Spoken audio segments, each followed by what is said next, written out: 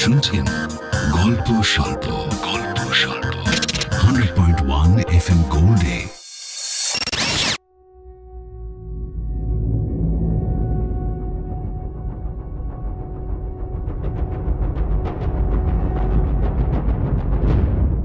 শুরু হচ্ছে অবনীন্দ্রনাথ ঠাকুর রচিত রাজকাহিনী গ্রন্থের অন্যতম গল্প বাপ্পাদিত্য। রাজপুতানার রাজাদের বীরত্বের কাহিনী যেখানে তার নিজস্ব আঙ্গিকে তুলে ধরেছেন তিনি। বাংলার চিত্রশিল্পের রেনেসাঁ যুগের অন্যতম পথিকৃৎ অবনীন্দ্রনাথ ঠাকুর গল্প লেখনের ক্ষেত্রেও এক অনন্য কথন শৈলী নির্মাণ করেছিলেন।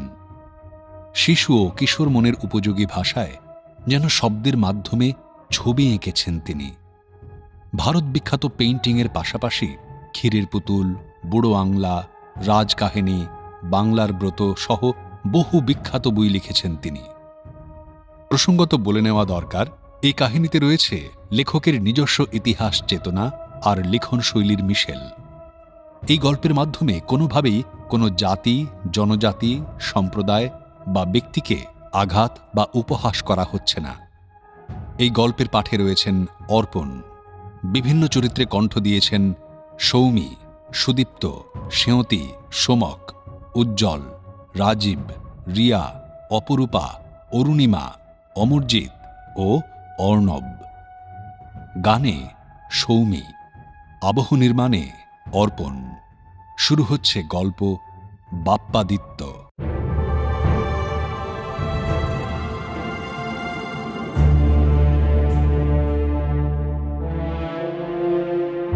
তুষের আগুন যেমন প্রথমে ধিক ধিক, শেষে হঠাৎ ধু ধু করে জ্বলে ওঠে, তেমনি গোহের পর থেকে রাজপুতদের ওপর ভিলদের রাগ ক্রমে ক্রমে অল্পে অল্পে বাড়তে বাড়তে একদিন দাও দাও করে পাহাড়ে পাহাড়ে, বনে বনে দাবানলের মতো জ্বলে উঠল। গোহের সুন্দর মুখ, অসীম দয়া, অটল সাহসের কথা মনে রেখে ভিলেরা 8 পুরুষ পর্যন্ত রাজপুত রাজাদের সমস্ত অত্যাচার সহ্য করেছিল।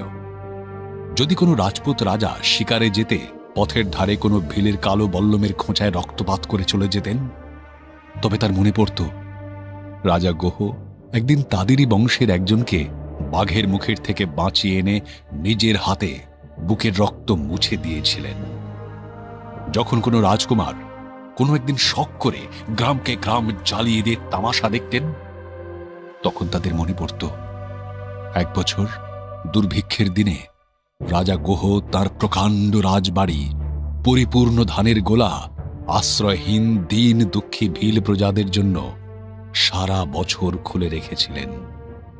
ভাগ্যদোষে যুদ্ধে জয় না হলে যেদিন কোনো কাপুরুষ যুবরাজ বিশ্বাসঘাতক বলে সেনাপতিদের মাথা একটির পর একটি হাতির পায়ের তলায় চূর্ণ করে ফেলতেন, সেদিন সমস্ত ভিল বাহিনী চক্ষের জল মুছে ভাবত, হায় রে হায়, মহারাজ গোহ ছিলেন যিনি যুদ্ধের সময় ভাইয়ের মতো তাদের যত্ন করতেন, মায়ের মতো তাদের রক্ষা করতেন, বীরের মতো সকলের আগে চলতেন। এত অত্যাচার, এত অপমান, তবু সেই বিশ্বাসী ভিল প্রজাদের সরল প্রাণ 8 পুরুষ পর্যন্ত বিশ্বাসে রাজভক্তিতে পরিপূর্ণ ছিল।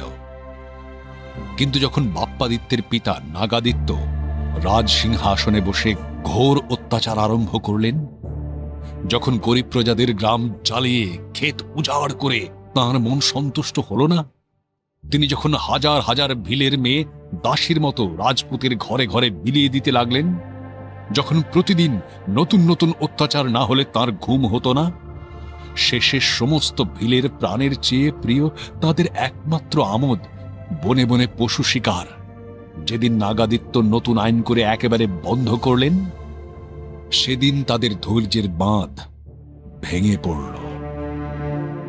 নাগাদিত্য ভিল প্রজাদের উপর এই নতুন আইন জারি করে সমস্ত রাত্রি সুখের স্বপ্নে কাটিয়ে সকালে উঠে দেখলেন দিনটা বেশ মেঘলা মেঘলা, ঠান্ডা হাওয়া ছেড়েছে, কোনো দিকে ধুলো নেই, শিকারের বেশ সুবিধা।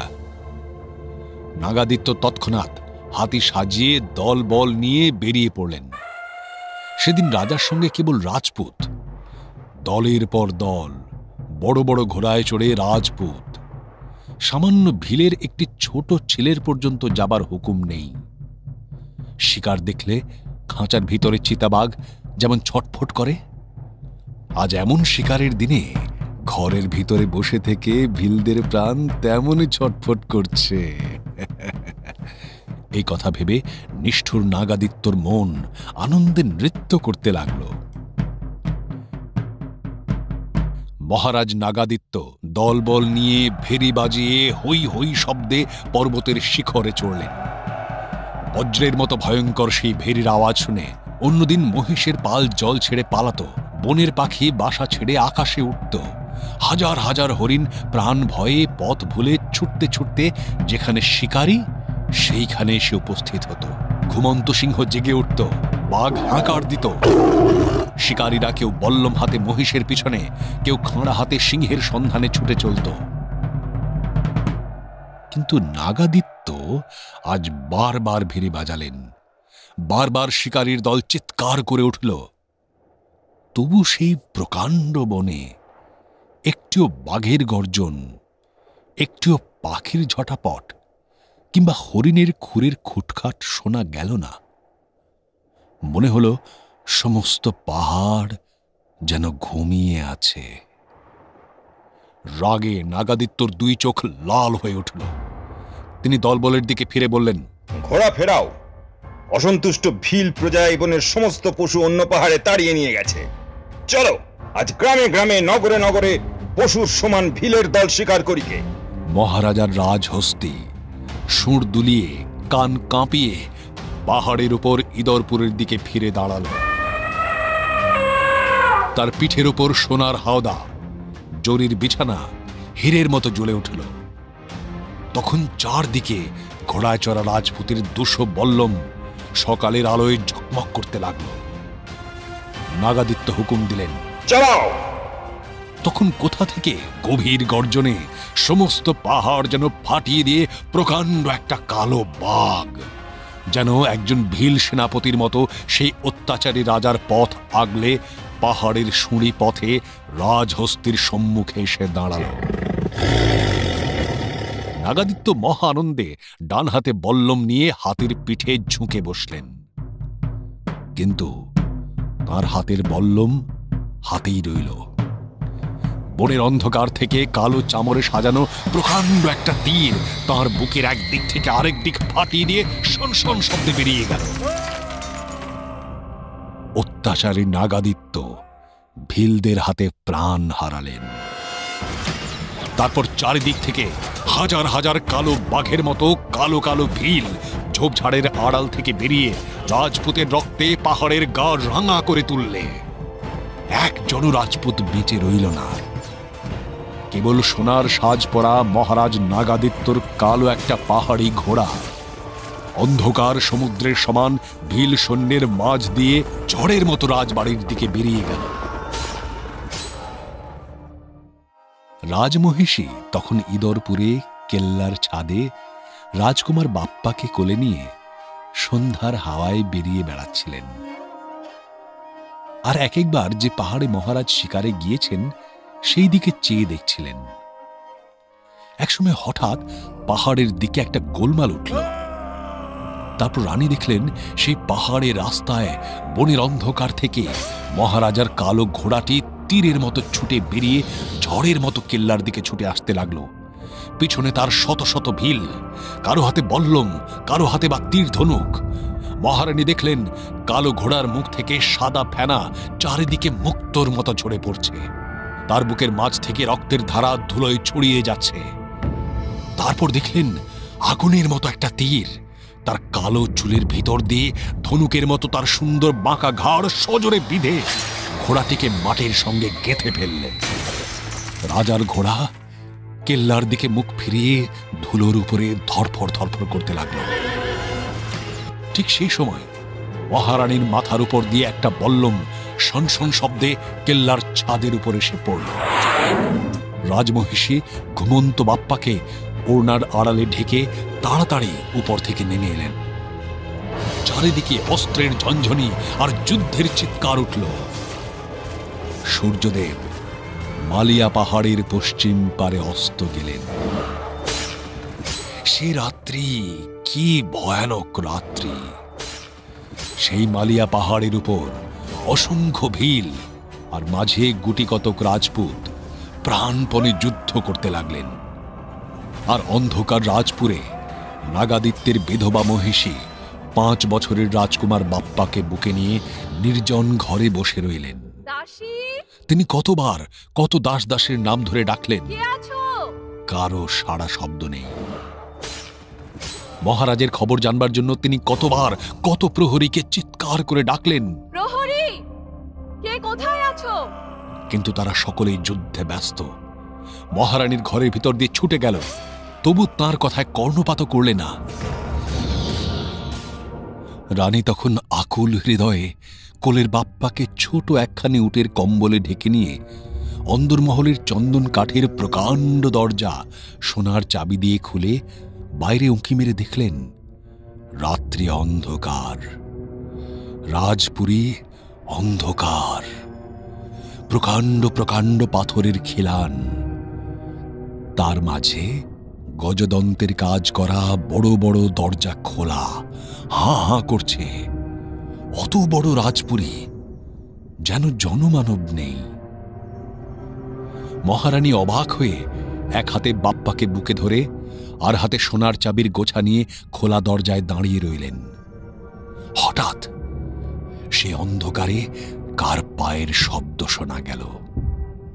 চামড়ার জুতো পরা রাজপুত বীরের মচমচ পায়ের শব্দ নয়, রূপোর বাঁকি পরা রাজদাসের ঝিনিঝিনি পায়ের শব্দ নয়, কাঠের খরম পরা 75 বৎসরের বুড়ো রাজপুরোহিতের খটাখট পায়ের শব্দ নয়।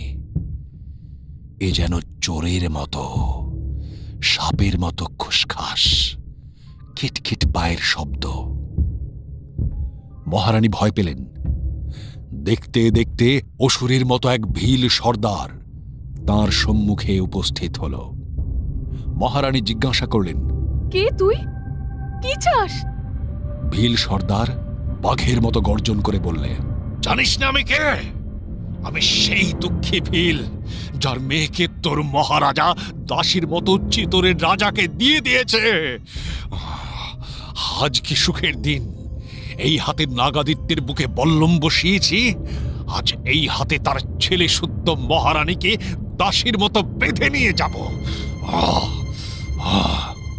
মহারানীর পা থেকে মাথা পর্যন্ত কেঁপে উঠল। ভগবান রক্ষা করো বলে তিনি সেই নিরেট সোনার বড় বড় চাবির গোছা সজোরে ভীল সর্দারের কপালে ছুঁড়ে মারলেন। দুরন্ত ভীল মারে বলে চিৎকার করে ঘুরে পড়ল। মহারানী কচি বাপ্পাকে বুকে করে রাজপুরী থেকে বেরিয়ে পড়লেন। তাঁর প্রাণের আধখানা মহারাজ নাগাদিত্যের জন্য হাহাকার করতে লাগল, আর আধখানা এই মহাবিপদে প্রাণের বাপ্পাকে রক্ষা করবার জন্য ব্যস্ত হয়ে উঠল। রানী পথ চলতে লাগলেন। পাথরে পা কেটে গেল, শীতে হাত জমে গেল, অন্ধকারে বারবার পথ ভুল হতে লাগলো, তবু রানী পথ চললেন। কত দূর, কত দূর! পাহাড়ের পথ কত দূর! কোথায় চলে গেছে তার যেন শেষ নেই। রানী কত পথ চললেন, তবু সে পথের শেষ নেই। ক্রমে ভোর হয়ে এলো। রাস্তার আশেপাশে বীরনগরের 2-1টি ব্রাহ্মণের বাড়ি দেখা দিতে লাগল। পাহাড়ি হাওয়া বরফের মতো ঠান্ডা, পাখিরাও তখন জাগেনি। এমন সময় নাগাদিত্যের মহিষী রাজপুত্র বাপ্পাকে কোলে নিয়ে সেই বীরনগরের ব্রাহ্মণী কমলাবতীর বাড়ির দরজায় ঘা দিলেন। 8 পুরুষ আগে একদিন শিলাদিত্যের মহিষী পুষ্পবতী প্রাণের কুমার গোহকে এই বীরনগরীর কমলাবতীর হাতে সঁপে গিয়েছিলেন। আর আজ আবার কত কাল পরে সেই কমলাবতীর নাতির নাতি বৃদ্ধ রাজপুরোহিতের হাতে গোহর বংশের গিলহট রাজকুমার বাপ্পাকে সঁপে দিয়ে নাগাদিত্যের মহিষী চিতার আগুনে ঝাঁপ দিলেন। সকালে বৃদ্ধ পুরোহিত রাজপুত্রকে আশ্রয় দিলেন, আর সেই দিন সন্ধ্যার সময় একটি ভিলের মেয়ে ছোট ছোট দুটি ছেলে কোলে তাঁরই ঘরে আশ্রয় নিল। এদের পূর্বপুরুষ সর্বপ্রথমে নিজেদের আঙুল কেটে রাজপুত গোহর কপালে রক্তের রাজ তিলক টেনে দিয়েছিল। আজ রাজপুত রাজার সঙ্গে তাদেরও সর্বনাশ হয়ে গেল। বিদ্রোহী ভিলেরা তাদের ঘর দুয়ার জ্বালিয়ে দিয়ে তাদের তিনটিকে পাহাড়ের উপর থেকে দূর করে দিলে। রাজপুরোহিত সেই তিনটি ভিল আর রাজকুমার বাপ্পাকে নিয়ে বীরনগর ছেড়ে ভান্ডিরের কেল্লায় যদুবংশের আরেক ভিলের রাজত্বে কিছুদিন কাটালেন। কিন্তু সেখানেও ভিল রাজা, সেখানেও ভয় ছিল কোন দিন কোন ভিল মাহারা বাপ্পাকে খুন করে। ব্রাহ্মণ যে মহারানীর কাছে প্রতিজ্ঞা করেছেন বিপদে সম্পদে অনাথ বাপ্পাকে রক্ষা করবেন, তিনি একেবারে ভিল রাজত্ব ছেড়ে তাদের কোটিকে নিয়ে নগেন্দ্রনগরে চলে গেলেন। একদিকে সমুদ্রের তিনটে ঢেউয়ের মতো ত্রিকুট পাহাড়, আর একদিকে মেঘের মতো অন্ধকার পরাশর অরণ্য, মাঝখানে নগেন্দ্রনগর, কাছাকাছি সোলাঙ্কি বংশের এক রাজপুত রাজার রাজবাড়ি। বৃদ্ধ ব্রাহ্মণ সেই নগেন্দ্রনগরের ব্রাহ্মণ পাড়ার গা ঘেঁষে ঘর বাঁধলেন। সেই ভিলের মেয়ে তার ঘরের সমস্ত কাজ করতে লাগল, আর রাজপুত্র বাপ্পা সেই দুই ভাই ভিল বালিয় ও দেবকে নিয়ে মাঠে মাঠে বনে বনে গরু চড়িয়ে রাখাল বালকদের সঙ্গে রাখালের মতো খেলে বেড়াতে লাগলেন। রাজপুরোহিত কারো কাছে প্রকাশ করলেন না যে বাপ্পা রাজার ছেলে। কেবল একটি তামার কবচে আগাগোড়া সমস্ত পরিচয় নিজের হাতে লিখে বাপ্পার গলায় বেঁধে দিলেন। তার মনে ভয় ছিল পাছে কোনো ভিল বাপ্পার সন্ধান পায়। ক্রমে বাপ্পা যখন বড় হয়ে উঠলেন, তখন মাঠে মাঠে খোলা হাওয়ায় ছুটোছুটি করে পাহাড়ে পাহাড়ে ওঠা নামাতে রাজপুত্র বাপ্পার সুন্দর শরীর দিন দিন লোহার মতো শক্ত হয়ে উঠল।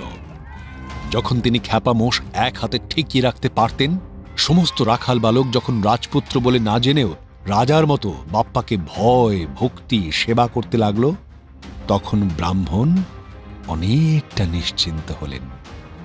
তখন তিনি বাপ্পার শরীরের সঙ্গে মনকেও গড়ে তুলতে লাগলেন। তিনি প্রতিদিন সন্ধ্যার সময় একলা ঘরে বাপ্পার কাছে বসে সেই মালিয়া পাহাড়ের গল্প, সেই ভিল বিদ্রোহের গল্প, সেই রানী পুষ্পবতী, মহারাজ শিলাদিত্য, রাজকুমার গোহ, তাঁর প্রিয় বন্ধু মাণ্ডলিকের কথা একে একে বলতে লাগলেন। শুনতে শুনতে কখনো বাপ্পার চোখে জল আসত, কখনো ভয়ে প্রাণ কাঁপত। বাপ্পা সারা রাত্রি কখনো সূর্যের মন্ত্র, কখনো পাহাড়ের ভিলের যুদ্ধ স্বপ্নে দেখে জেগে উঠতেন। মনে ভাবতেন, আমিও কবে হয়তো রাজা হব, লড়াই করব। এমনিভাবে দিন কাটছিল। সেই সময় একদিন শ্রাবণ মাসে নতুন নতুন ঘাসের উপর গরুগুলি চড়তে দিয়ে বনের পথে বাপ্পাদিত্য একা একা ঘুরে বেড়াচ্ছিলেন।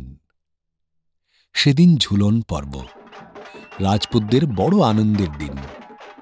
সকাল না হতে দলে দলে রাখাল নতুন জামাকাপড় পরে, কেউ ছোট ভাই বোনকে কোলে করে, কেউ বা দইয়ের ভাঁড় কাঁধে নিয়ে একজন তামাশা দেখতে, অন্যজন বা পয়সা করতে নগেন্দ্রনগরের রাজপুত রাজার বাড়ির দিকে মেলা দেখতে ছুটল।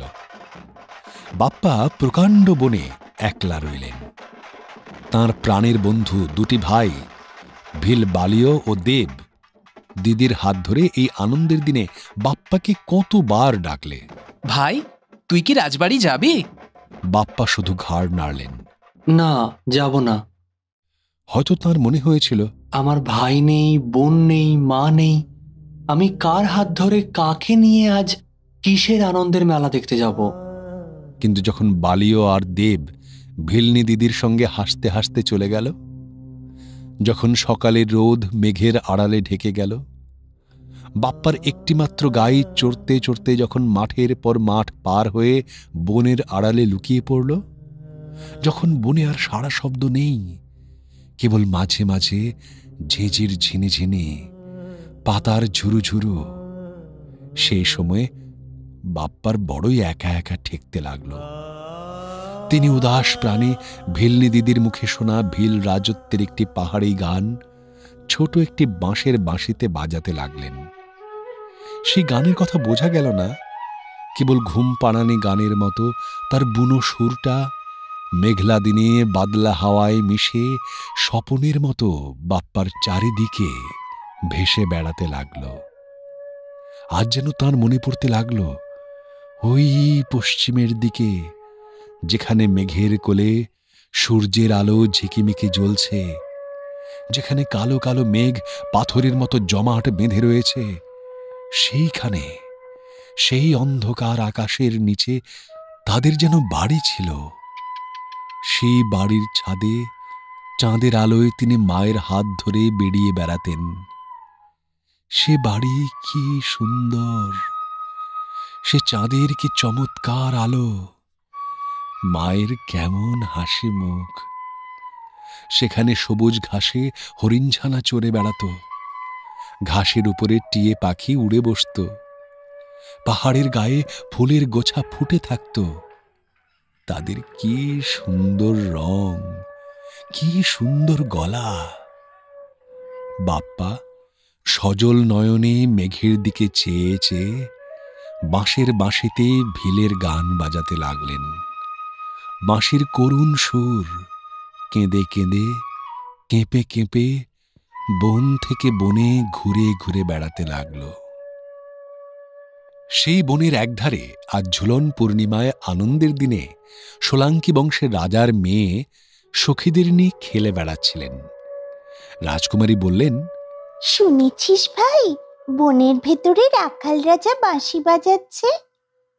সখীরা বললে, আয় ভাই, সকলে মিলে চাপা গাছে দোলা খাটিয়ে ঝুলনো খেলা খেলি আয়। কিন্তু দোলা খাটাবার দড়ি নেই যে। সেই বৃন্দাবনের মতো গহন বন, সেই বাদলা দিনের গুরু গর্জন, সেই দূর বনে রাখাল রাজের মধুর বাঁশি, সেই সখীদের মাঝে শ্রীরাধার সমান রূপবতী রাজনন্দিনী, সবে আজ সেই যুগ যুগান্তরের আগেকার বৃন্দাবনে কৃষ্ণ রাধার প্রথম ঝুলনের মতো। এমন দিন কি ঝুলনা বাঁধার একগাছি দড়ির অভাবে বৃথা যাবে? রাজনন্দিনী গালে হাত দিয়ে ভাবতে লাগলেন। আবার বাঁশি পাখির গানের মতো বনের এপার থেকে ওপার আনন্দের স্রোতে ভাসি দিয়ে বেজে উঠল। রাজকুমারী তখন হিরে জড়ানো হাতের বালা সখীর হাতে দিয়ে বললেন, যা ভাই, এই পালার বদলে ওই রাখালের কাছ থেকে এক গাছা দড়ি নিয়ে আয়। রাজকুমারীর সখী সেই বালা হাতে বাপ্পার কাছে এসে বললে, এই বালার বদলে রাজকুমারীকে একগাছা দড়ি দিতে পারো? হাসতে হাসতে বাপ্পা বললেন, পারি, যদি রাজকুমারী আমায় বিয়ে করে। সেই দিন সেই নির্জন বনে রাজকুমারীর হাতে সেই হীরের বালা পরিয়ে দিয়ে রাজকুমার বাপ্পা চাঁপা গাছে ঝুলনা বেঁধে নিয়ে রাজকন্যার হাত ধরে বসলেন। চারিদিকে যত সখী দোলার উপর বর কনেকে ঘিরে ঘিরে ঝুলনের গান গিয়ে ফিরতে লাগল।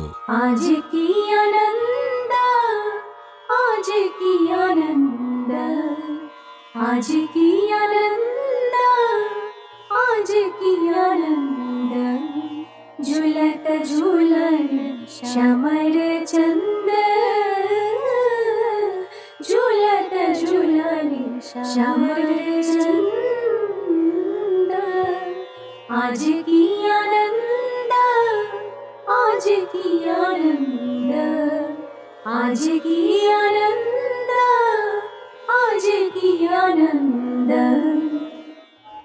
খেলা শেষ হল, সন্ধ্যা হল। রাজকুমারী বনের রাখালকে বিয়ে করে রাজবাড়িতে ফিরে গেলেন। আর বাপ্পা ফুলে ফুলে প্রফুল্ল চাঁপার তলায় বসে ঝুলন পূর্ণিমার প্রকাণ্ড চাঁদের দিকে চেয়ে ভাবতে লাগলেন, আজ কি আনন্দ, আজ কি আনন্দ। आज की आनंद, आज की आनंद। হঠাৎ একটুখানি পুবের হাওয়া গাছের পাতা কাঁপিয়ে ফুলের গন্ধ ছড়িয়ে হো হো শব্দে পশ্চিম দিক থেকে একখানা কালো মেঘ ক্রমশ পূর্ব দিকে এগিয়ে চলেছে। মাঝে মাঝে গুরু গুরু গর্জন আর ঝিকিমিকি বিদ্যুৎ হানছে। বাপ্পা তাড়াতাড়ি উঠে দাঁড়ালেন। মনে পড়ল ঘরে ফিরতে হবে। দুধের মতো সাদা তাঁর ধবলি গায়ে বনের মাঝে ছাড়া আছে। তিনি চাঁপা গাছ থেকে ছাদন খুলে নিয়ে ধবলি গাইটির সন্ধানে চললেন। তখন চারিদিকে অন্ধকার। মাঝে মাঝে গাছে গাছে রাশি রাশি জোনাকি পোকা হীরের মতো ঝকঝক করছে, আর জায়গায় জায়গায় ভিজে মাটির নরম গন্ধ বনস্থল পরিপূর্ণ করছে। বাপ্পা সে অন্ধকার বনের পথে পথে ধবলির সন্ধানে ফিরতে লাগলেন। হঠাৎ এক জায়গায় গহন বেতের বনের আড়ালে বাপ্পা দেখলেন এক তেজময় ঋষি ধ্যানে বসে আছেন। ঠিক তার সম্মুখে মহাদেবের নন্দীর মতো তাঁর ধবলি গাই স্থির হয়ে দাঁড়িয়ে আছে, আর সে সাদা গাইয়ের গাঢ় দুধ সুধার মতো একটি শ্বেত পাথরের শিবের মাথায় আপনা আপনি ঝরে পড়ছে। বাপ্পা অবাক হয়ে দাঁড়িয়ে রইলেন। ক্রমে ধ্যান ভঙ্গে মহর্ষির দুটি চোখ সকালবেলার পদ্মের পাপড়ির মতো ধীরে ধীরে খুলে গেল। মহর্ষি মহাদেবকে প্রণাম করে এক অঞ্জলি দুধের ধারা পান করলেন। তারপর বাপ্পার দিকে ফিরে বললেন, শোনো বৎস, আমি মহর্ষি হারিত তোমায় আশীর্বাদ করছি তুমি দীর্ঘজীবী হও। তোমার ধবলির দুধের ধারায় আজ আমি বড়ই তুষ্ট হয়েছি। আজ আমার মহাপ্রস্থানের দিন। এই শেষ দিনে তোমায় আর কি দেব? এই ভগবতী ভবানীর খাঁড়া, এই অক্ষয় ধনুস্বর। এই খাঁড়া পাহাড় বিদীর্ণ করে, এই ধনুস্বর পৃথিবী জয় করে দেয়। এই দুটি তুমি নাও। আর বৎস, ভগবান একলিঙ্গের এই শ্বেত পাথরের মূর্তিটি সঙ্গে রেখো। সর্বদা এর পূজা করবে। আজ হতে তোমার নাম হলো একলিঙ্গকা দেবান। তোমার বংশে যত রাজা এই নামেই সিংহাসনে বসবে। নাও। তারপর নিজের হাতে বাপ্পার গলায় চামড়ার পৈতা জড়িয়ে দিয়ে মহর্ষি সমাধিতে বসলেন। দেখতে দেখতে তাঁর পবিত্র শরীর আগুনের মতো ধু ধু করে জ্বলে গেল। বাপ্পা কোমরে খাঁড়া, হাতে ধনুস্বর, মাথায় একলিঙ্গের মূর্তি ধরে ধবলি গাইয়ের পিছনে পিছনে ফিরে চললেন। মেঘের গুরু গুরু দেবতার দুন্দুভির মতো সমস্ত আকাশ জুড়ে বাজতে লাগল। তখন ভোর হয়ে এসেছে। মেলা শেষে মলিন মুখে যে যার ঘরে ফিরছে। বাপ্পা সেই যাত্রীদের সঙ্গে ঘরে ফিরলেন। কিছুদিন পরেই বাপ্পাকে নগেন্দ্রনগর ছেড়ে যেতে হল। ঝুলন পূর্ণিমায় খেলার ছলে দুজনে বিয়ে হবার পর বিদেশ থেকে রাজকুমারের বিয়ের সম্বন্ধ নিয়ে এক ব্রাহ্মণ রাজসভায় উপস্থিত হলেন। সেদিন সন্ধ্যাবেলায় নগেন্দ্রনগরে রাষ্ট্র হয়ে গেল যে ব্রাহ্মণ রাজকন্যার হাত দেখে গুনে বলেছেন আগেই নাকি কোনো বিদেশীর সঙ্গে রাজকুমারীর বিয়ে হয়ে গেছে। আজ রাজার গুপ্তচর সেই বিদেশের সন্ধানে ঘুরে বেড়াচ্ছে। রাজা তার মাথা আনতে হুকুম দিয়েছেন। কথাটা শুনে বাপ্পার মন অস্থির হয়ে উঠল। ভাবনায় ভাবনায় সমস্ত রাত্রি কাটিয়ে ভোরে উঠে তিনি দেশ ছেড়ে যাবার জন্য প্রস্তুত হলেন। যাবার সময় বাপ্পা তাঁর পালক পিতা 85 বৎসরের সে রাজপুরোহিতের কাছে সমস্ত কথা প্রকাশ করে বললেন, পিতা, আমায় বিদায় দাও। আমি তো এখন বড় হয়েছি। আমার জন্যে তোমরা কেন বিপদে পড়ো? ব্রাহ্মণ বললেন, বৎস, তুমি জানো না তুমি কে? তুমি রাজপুত্র। তোমার মা তোমাকে আমার হাতে সঁপে গেছেন। আমি আজ এই অল্প বয়সে একা ভিখারির মতো তোমাকে কেমন করে বিদায় করব? বাপ্পা তখন ভগবতীর সেই খাঁড়া আর অক্ষয় ধনুস্বর দেখিয়ে বললেন, পিতা, বিদেশে এরাই আমার সহায়, আর আছেন একলিঙ্গজি। ব্রাহ্মণ তখন আনন্দে 2 হাত তুলে আশীর্বাদ করে বললেন, যাও বৎস, যাও। তুমি রাজার ছেলে, রাজারই মতো ধনুস্বর হাতে পেয়েছ। আমি বৃদ্ধ ব্রাহ্মণ আশীর্বাদ করছি, পৃথিবীর রাজা হও।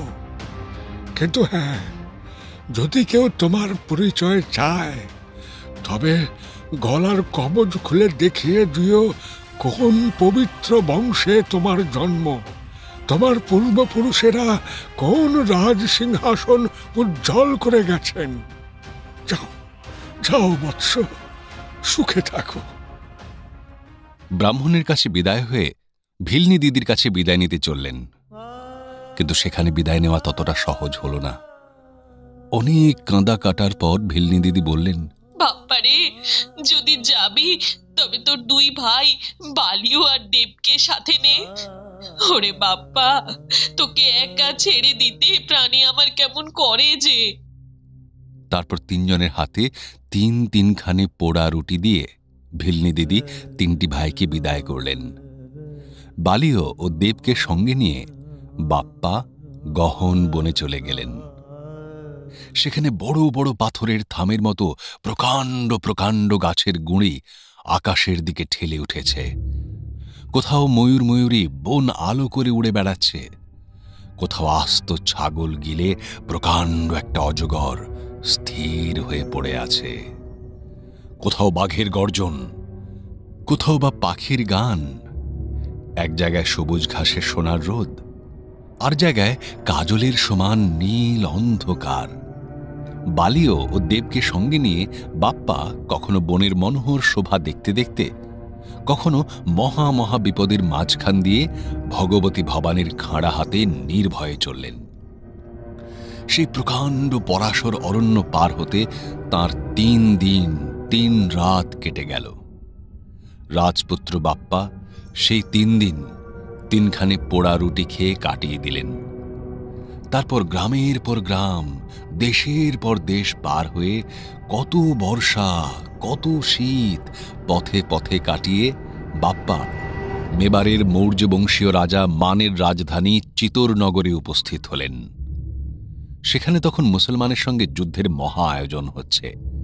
হাতির পিঠে, উটের পিঠে গোলাগুলি, চাল ডাল, তাম্বুকানাথ, গরুর গাড়িতে অস্ত্রশস্ত্র, খাবার দাবার, বড় বড় জ্বালায় খাবার জল, রাঁধবার ঘি তোলা হচ্ছে। রাস্তায় রাস্তায় রাজপুত সৈন্য মাথায় পাগড়ি, হাতে বল্লম নিয়ে ঘুরে বেড়াচ্ছে। চারিদিকে রাজার চর মুসলমানের সন্ধানে সন্ধানে ফিরছে। মহারাজ মান নিজে সামন্ত রাজাদের নিয়ে ঘোড়ায় চড়ে যুদ্ধের সমস্ত আয়োজন দেখে বেড়াচ্ছেন। চারিদিকে হই হই পড়ে গেছে।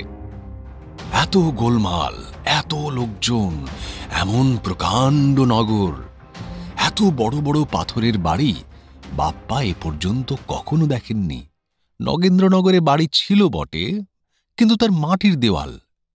সেখানেও মন্দির ছিল, কিন্তু সে কত ছোট। বাপ্পা আশ্চর্য হয়ে রাস্তার একপাশে দাঁড়িয়ে রইলেন।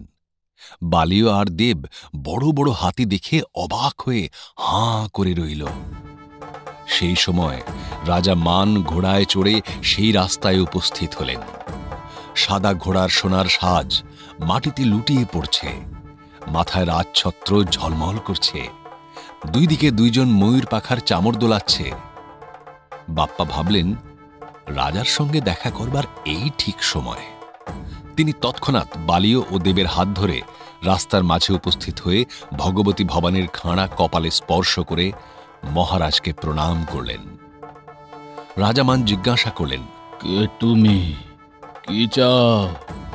বাপ্পা বললেন, আমি রাজপুত রাজার ছেলে, আপনার আশ্রয়ে রাজার মতো থাকতে চাই। এই ভিখারি আবার রাজার ছেলে। চারিদিকে বড় বড় সর্দার মুখ টিপে হাসতে লাগলেন। কিন্তু রাজা মান বাপ্পার প্রকাণ্ড শরীর, সুন্দর মুখ, অক্ষয় ধনুস্বর আর সেই ভবানীর খাঁড়া দেখেই বুঝেছিলেন এ কোনো ভাগ্যবান, ভগবান কৃপা করে এই মুসলমান যুদ্ধের সময় এই বীর পুরুষকে আমার কাছে পাঠিয়েছেন।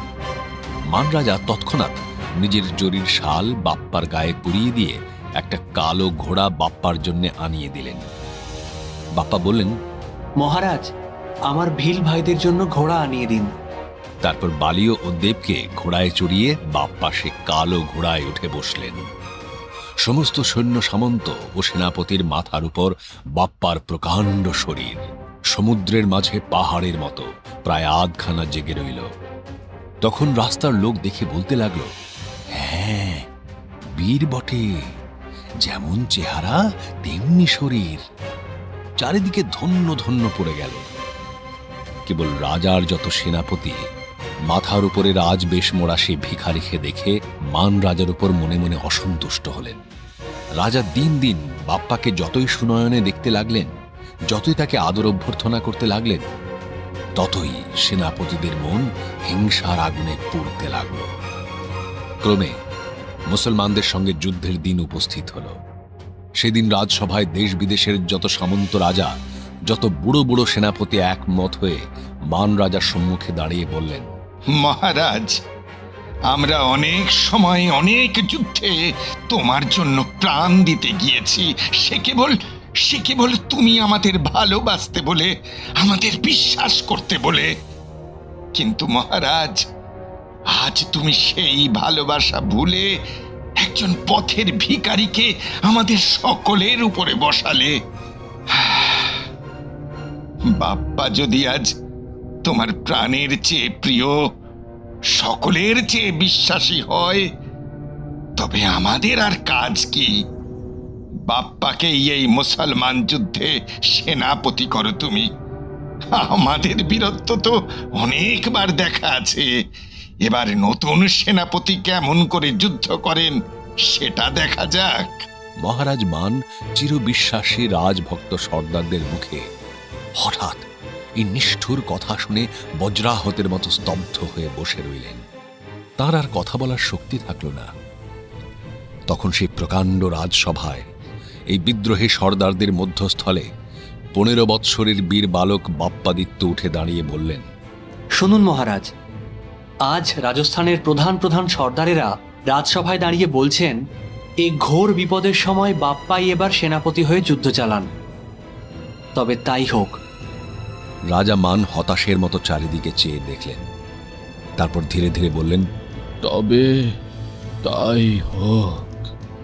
তারপর একদিক দিয়ে মূর্ছিত প্রায় মান রাজা চাকরের কাঁধে ভর দিয়ে অন্তঃপুরে চলে গেলেন। আরেক দিক দিয়ে বাপ্পাদিত্য সৈন্য সাজাতে বাহির হলেন। বিদ্রোহী সর্দারদের মাথা হেঁট হল। তারা মনে ভেবেছিলেন যে 15 বৎসরের বালক বাপ্পা যুদ্ধে যেতে কখনোই সাহস পাবে না, সবার মাঝে অপমানিত হবে। কিন্তু যখন সেই বীর বালক নির্ভয়ে হাসি মুখে এই ভয়ঙ্কর যুদ্ধের ভার রাজার কাছে চেয়ে নিলে, তখন তাদের বিস্ময়ের সীমা রইল না। তারা আরো আশ্চর্য হলেন যখন সেই বাপ্পা, যাকে তারা একদিন পথের ভিখারি বলে ঘৃণা করেছেন, 15 বৎসরের সেই বালক বাপ্পা যুদ্ধ জয় করে কোটি কোটি রাজপুত প্রজার আশীর্বাদ জয় জয়কারের মধ্যে একদিন শুভ দিনে শুভক্ষণে সমস্ত রাজস্থানের রাজমুকুটের সমান রাজপুতের রাজধানী চিতোরনগরে ফিরে এলেন। সেদিন সমস্ত রাজস্থান জুড়ে কি আনন্দ, কি উৎসাহ! নতুন সেনাপতি বাপ্পা সমস্ত রাজস্থানকে ভয়ঙ্কর মুসলমানদের হাত থেকে রক্ষা করে যেদিন চিতোরনগরে ফিরে এলেন, সেদিন রাজা মানের বুড়ো বুড়ো সর্দারেরা ক্ষুণ্ণ মনে রাজসভা ছেড়ে চলে গেলেন। মহারাজ মান তাদের ফিরিয়ে আনতে কতবার চেষ্টা করলেন, কাকতি মিনতি, এমনকি শেষে রাজগুরুকে পর্যন্ত তাদের কাছে পাঠালেন, কিন্তু কিছুতেই কিছু হল না। সর্দারেরা দূতের মুখে বলে পাঠালেন, আমরা মহারাজের নিমক খেয়েছি। 1 বৎসর পর্যন্ত আমরা শত্রুতা করব না। বৎসর শেষ হলে যুদ্ধক্ষেত্রে দেখা হবে। সে 1 বৎসর কত ভীষণ ষড়যন্ত্র, কত ভয়ঙ্কর পরামর্শে কেটে গেল। 1 বৎসর পরে সেই বিদ্রোহী সর্দারদের দুষ্ট পরামর্শে রাজা মানকে ভুল বুঝে বাপ্পা তাদেরই সকলের সেনাপতি হয়ে যুদ্ধে চললেন। রাজা মান যখন শুনলেন বাপ্পা তাঁর রাজ সিংহাসন কেড়ে নিতে আসছেন, যখন শুনলেন যে বাপ্পাকে তিনি পথের ধুলো থেকে একদিন রাজ সিংহাসনের দিকে তুলে নিয়েছিলেন, যার দিনহীন বেশ একদিন তিনি রাজবেশ দিয়ে ঢেকে দিয়েছিলেন, যাকে তিনি প্রাণের চেয়ে প্রিয় ভেবেছিলেন, হায় রে, সেই অনাথ আজ সমস্ত কৃতজ্ঞতা ভুলে তাঁরই রাজছত্র কেড়ে নিতে আসছে। তখন তার দুই চোখে ঝরঝর করে জল পড়তে লাগল। তিনি সে বৃদ্ধ বয়সে একা একদল রাজভক্ত সৈন্য নিয়ে যুদ্ধে গেলেন। সেই যুদ্ধই তাঁর শেষ যুদ্ধ। যুদ্ধক্ষেত্রে বাপ্পার হাতে মান রাজা প্রাণ দিলেন। 16 বৎসরের বাপ্পা দেববন্দরের রাজকন্যাকে বিয়ে করে হিন্দু মুকুট, হিন্দু সূর্য, রাজগুরু, চাকুয়া উপাধি নিয়ে চিতোরের রাজ সিংহাসনে বসলেন। বালীয় ও দেব দুটি ভিল ভাই বাপ্পার কপালে রাজ তিলক টেনে দিয়ে 2খানা গ্রাম বকশিস পেলে। বাপ্পা সেদিন নিয়ম করে দিলেন যে তাঁর বংশের যত রাজা সকলকেই এই 2 ভিলের বংশাবলীর হাতে রাজটিকা নিয়ে সিংহাসনে বসতে হবে। আজও সেই নিয়ম চলে আসছে। এই নতুন নিয়ম বাপ্পা রাজস্থানে যখন প্রচলিত করলেন, তখন এই ভিলের হাতে রাজটিকা নেবার কথা যে শুনলে সেই মনে ভাবলে নতুন রাজারই একটা নতুন খেয়াল।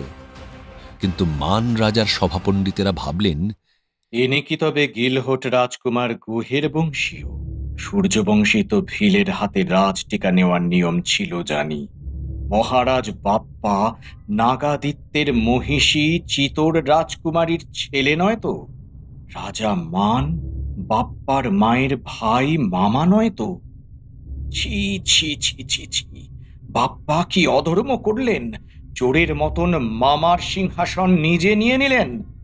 এমন নিষ্ঠুর রাজার রাজত্বে থাকাও যে মহাপাপ। পণ্ডিতেরা আর রাজসভার মুখ হলেন না। একে একে চিতোর ছেড়ে অন্য দেশে চলে গেলেন। হায়, তাঁরা যদি জানতেন বাপ্পা কত নির্দোষ! বাপ্পা স্বপ্নেও ভাবেননি রাজা মান তার মামা। তিনি তার পালক পিতা শ্রী রাজ পুরোহিতের কাছে ভিল বিদ্রোহ, রাজা গোহ, গায়েব গায়েবের গল্প শুনতেন বটে, কিন্তু তিনি জানতেন না যার নিষ্ঠুর অত্যাচারে সরল ভিলেরা একদিন ক্ষেপে উঠেছিল সে মহারাজ নাগাদিত্য তাঁর পিতা। তিনি জানতেন না যে তাঁরই পূর্বপুরুষ রাজকুমার গোহ, যাকে পুষ্পবতী ব্রাহ্মণী কমলাবতীর হাতে সঁপে দিয়ে চিতার আগুনে ঝাঁপ দিয়েছিলেন। বাপ্পা ভাবতেন তিনি কোনো সামান্য রাজ্যের রাজপুত্র। রাজা হবার পর বাপ্পা যখন দেববন্দরের রাজকন্যাকে বিয়ে করে ফিরে আসেন, তখন বানমাতা দেবীর সোনার মূর্তি সঙ্গে এনেছিলেন। চিতোরের রাজপ্রাসাদে শ্বেত পাথরের মন্দিরে সোনার সেই দেবমূর্তি প্রতিষ্ঠা করে প্রতিদিন 2 সন্ধ্যা পুজো করতেন। এরপর অনেক দিন কেটে গেছে। বাপ্পা প্রায় বুড়ো হয়েছেন। সে সময় একদিন ভক্তি ভরে বানমাতাকে প্রণাম করে উঠবার সময় বাপ্পার গলা থেকে ছেলেবেলার সেই তামার কবচ ছিঁড়ে পড়ল। বাপ্পা বড় হয়ে উঠেছিলেন, কিন্তু সুতোয় বাঁধা তামার কবচটি তার গলায় যেমন তেমনই ছিল। অনেক দিনের অভ্যাসে মনেই পড়ত না যে গলায় কিছু একটা আছে। আজ যখন হীরামতির কুড়িগাছা হাড়ের নিচে থেকে সেই পুরনো কবচখানি পায়ের তলায় ছিঁড়ে পড়ল, তখন বাপ্পা চমকে উঠে ভাবলেন, এ কি! এতদিন আমার মনেই ছিল না যে এতে লেখা আছে আমি কে, কোথায় ছিলাম। আজ সব সন্ধান পাওয়া যাবে। বাপ্পা প্রফুল্ল মুখে সেই তামার কবচ মহারানীর হাতে এনে দিয়ে বললেন, পড়ো তো শুনি। বাপ্পা নিজে 1 অক্ষরও পড়তে জানতেন না। মহারানী বাপ্পার পায়ের কাছে বসে পড়তে লাগলেন। কবচের একদিকে লেখা রয়েছে, বাসস্থান ত্রিকুট পর্বত, নরেন্দ্রনগর, পরাশর অরণ্য। বাপ্পা হাসি মুখে রানীর কাঁধে হাত রেখে বললেন, এই আমার ছোটবেলার দেশ। এইখানে কত খেলা খেলেছি।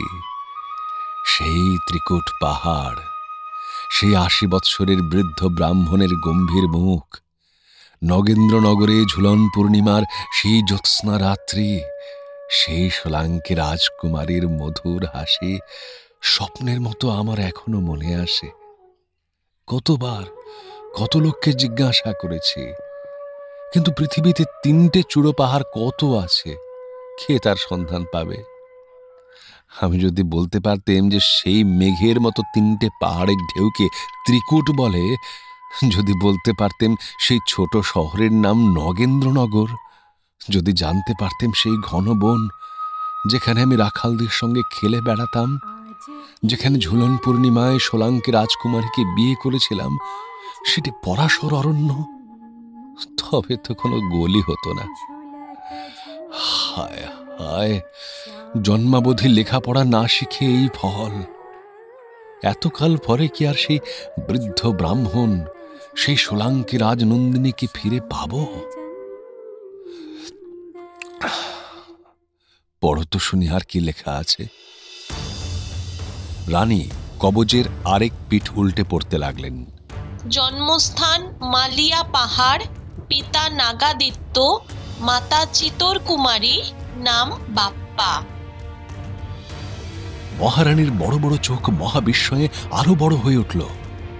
তিনি তামার সেই কবচ হাতে বাপ্পার পায়ের তলায় ফুলের বিছানার মতো সুন্দর গালিচায় অবাক হয়ে বসে রইলেন।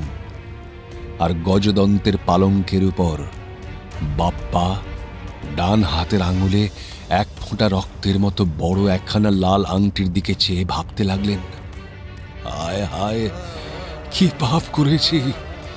এইভাবে পিতৃহন্তা ভিলদের শাসন না করে মামার প্রাণহন্তা হয়ে আমি সিংহাসনে বসেছি। মহারানী, আমি পাপী, আমি মহাপাপী। আমি চিতরের সিংহাসনে বসবার উপযুক্ত নই। পিতৃহত্যার প্রতিশোধ আর আত্মীয় বধের প্রায়শ্চিত্ত আমার জীবনের ব্রত হল। একলিঙ্গের দেওয়ান বাপ্পা সেই দিনই সকলের কাছে বিদায় হয়ে 10,000 দেওয়ানি ফৌজ নিয়ে চিতোর থেকে বার হলেন। তার সমস্ত রাগ মালিয়া পাহাড় ভিল রাজত্বের উপর গিয়ে পড়ল। বাপ্পা মালিয়া পাহাড় জয় করে ভিল রাজত্ব ছাড়খাড় করে চলে গেলেন। তারপর দেশ বিদেশ, কাশ্মীর, কাবুল, ইস্পাহান, কান্দাহার, ইরান, তুরান জয় করলেন। বাপ্পার সকল স্বাদ পূর্ণ হল। মালিয়া পাহাড় জয় করে পিতৃহত্যার প্রতিশোধের স্বাদ পূর্ণ হল। আধখানা পৃথিবী চিতোরের সিংহাসনের অধীনে এনে আত্মীয় বধের কষ্ট অনেকটা দূর হল। কিন্তু মনের শান্তি, প্রাণের আরাম কোথায় পেলেন? বাপ্পা যখন সমস্ত দিন যুদ্ধের পর শ্রান্ত হয়ে নিজের শিবিরে বসে থাকতেন, যখন নিস্তব্ধ যুদ্ধক্ষেত্র কোনোদিন পূর্ণিমার চাঁদের আলোয় আলোময় হয়ে যেত, তখন বাপ্পার সেই ঝুলন পূর্ণিমার রাত্রে চাঁপা গাছের ঝুলনায় সোলাঙ্কি রাজকুমারীর হাসি মুখ মনে পড়ত। যখন কোনো নতুন দেশ জয় করে বাপ্পা সেখানকার নতুন রাজপ্রাসাদে সোনার পালঙ্কে নহবতের মধুর সুর শুনতে শুনতে ঘুমিয়ে পড়তেন, তখন সেই পূর্ণিমার রাতে চাঁপা গাছের চারদিকে ঘিরে ঘিরে রাজকুমারীর সখীদের সেই ঝুলন গান স্বপ্নের সঙ্গে বাপ্পার প্রাণে ভেসে আসত।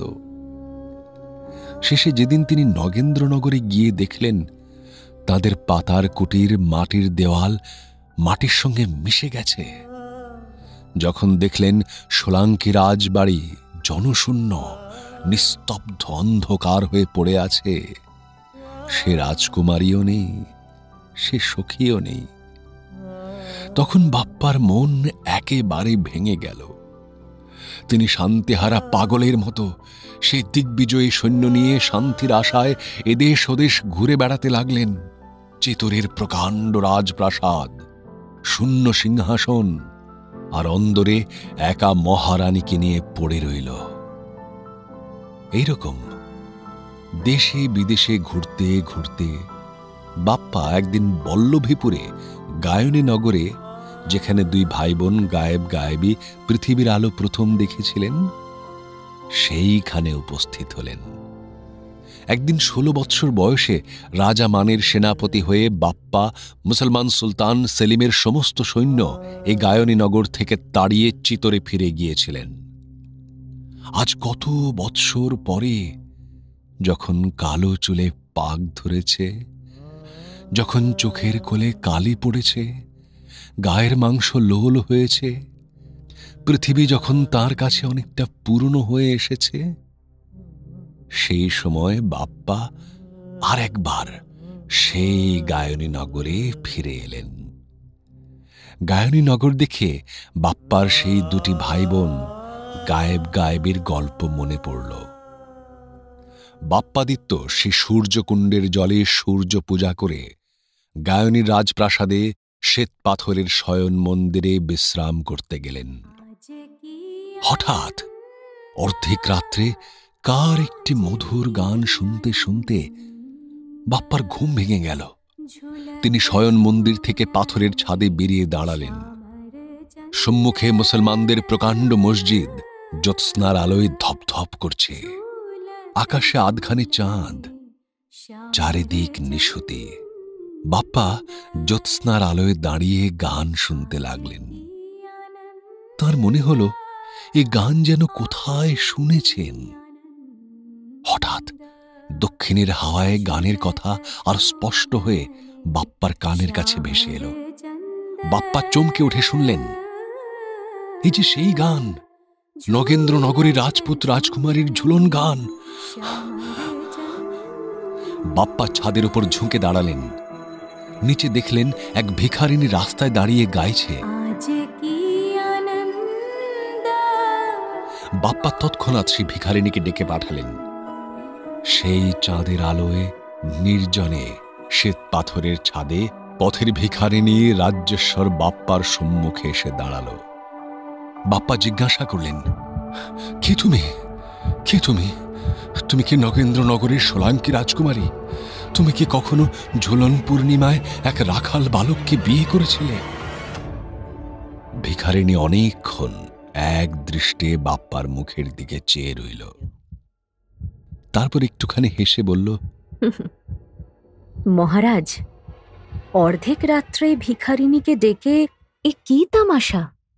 বাপ্পা বললেন, তবে কি তুমি রাজকুমারী নও? ভিখারিনী নিঃশ্বাস ফেলে বললে, আমি একদিন রাজকুমারী ছিলাম বটে, আজ ভিখারিনী। মহারাজ, আমি মুসলমান নবাব সেলিমের কন্যা। একদিন 15 বৎসর বয়সে তুমি আমাদের রাজ্য কেড়ে নিয়েছিলে। সেদিন আমি এই রাজপ্রাসাদের এই ছাদের ওপর থেকে তোমায় দেখেছিলাম। কি সুন্দর মুখ, কি প্রকাণ্ড শরীর। আর আজ তোমায় কি দেখছি?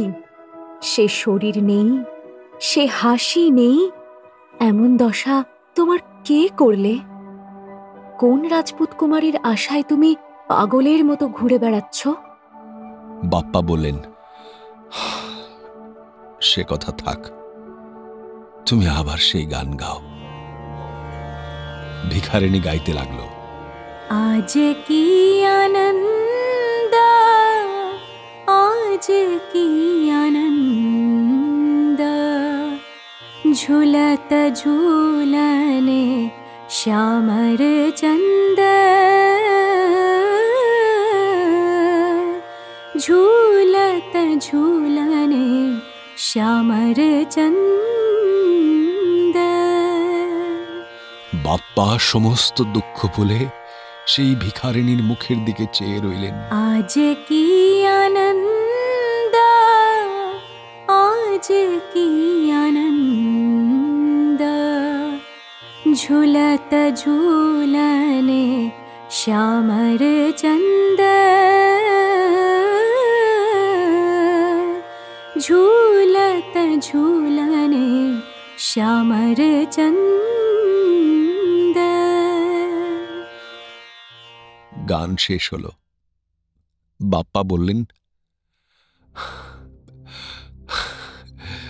তোমায় কি দেব বলো? ভিখারিনী বললে, আমার যদি রাজ্য থাকত তবে তোমায় বলতেম, আমায় বিয়ে করে তোমার বেগম করো, কিন্তু সে আশা এখন নেই। এখন আমি ভিখারি নিজে। আমাকে তোমার বাঁদি করে কাছে কাছে রাখো। বাপ্পা বললেন, তুমি বাদী হবার যোগ্য নও। আমি তোমাকে বেগম করব। তুমি চিরদিন আমার কাছে বসে এই গান গাইবে। তারপর দিন সেই মুসলমান কন্যাকে বিয়ে করে বাপ্পা খোরাসান দেশে চলে গেলেন। সেখানে গুলবাগে খাস মহলে গোলাপের ফোয়ারার ধারে সিরাজির পেয়ালা হাতে বেগম সাহেবার মুখে আরবে গজল আসে হিন্দুস্তানের ঝুলন গান শুনতে শুনতে বাপ্পা প্রাণের আরাম, মনের শান্তি পেয়েছিলেন কিনা কে জানে। ঝুলত ঝুলনে শ্যামর চন্দ, ঝুলত ঝুলনে শ্যামর চন্দ। 100 বৎসর বয়সে বাপ্পার মৃত্যু হল। পূর্ব দিকে হিন্দুস্থানে তাঁর হিন্দু মহিষী, হিন্দু প্রজারা, পশ্চিমে ইরানিস্তানে তার মুসলমানি বেগম আর পাঠানের দল। হিন্দুরা তাদের মহারাজকে চিতায় তুলে দিতে চাইলে আর নওসেরা পাঠানের দল তাঁকে মুসলমানের কবর দিতে ব্যস্ত হল। শেষে যখন এক পিঠে সূর্যের স্তব আর এক পিঠে আল্লাহর দোয়া লেখা প্রকাণ্ড কিংখাবের চাদর বাপ্পার উপর থেকে খুলে নেওয়া হলো, তখন সেখানে আর কিছুই দেখা গেল না, কেবল রাশি রাশি পদ্ম ফুল আর গোলাপ ফুল।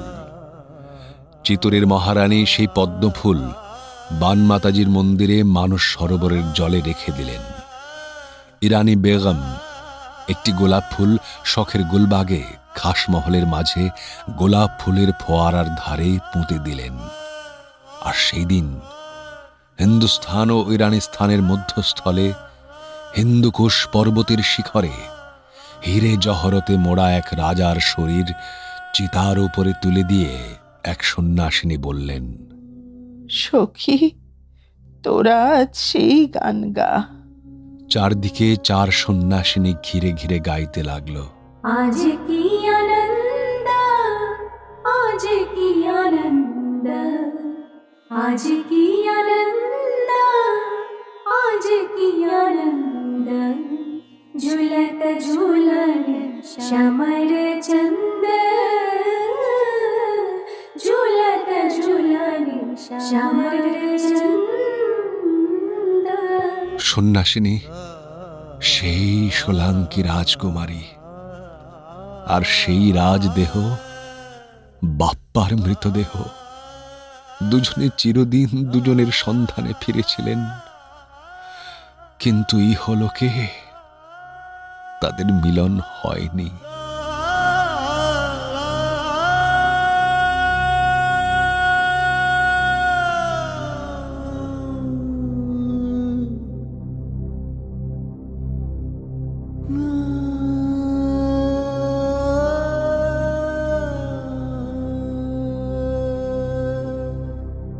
এতক্ষণ শুনছিলেন গল্প বাপ্পাদিত্য, অবনীন্দ্রনাথ ঠাকুর রচিত রাজকাহিনী গ্রন্থের অন্যতম গল্প এটি। এই গল্পের পাঠে ছিলেন অর্পণ। বিভিন্ন চরিত্রে কণ্ঠ দিয়েছেন সৌমি, সুদীপ্ত, সেঁয়তী, সোমক, উজ্জ্বল, রাজীব, রিয়া, অপরূপা, অরুণিমা, অমরজিৎ ও অর্ণব। গানে সৌমি, আবহ নির্মাণে অর্পণ।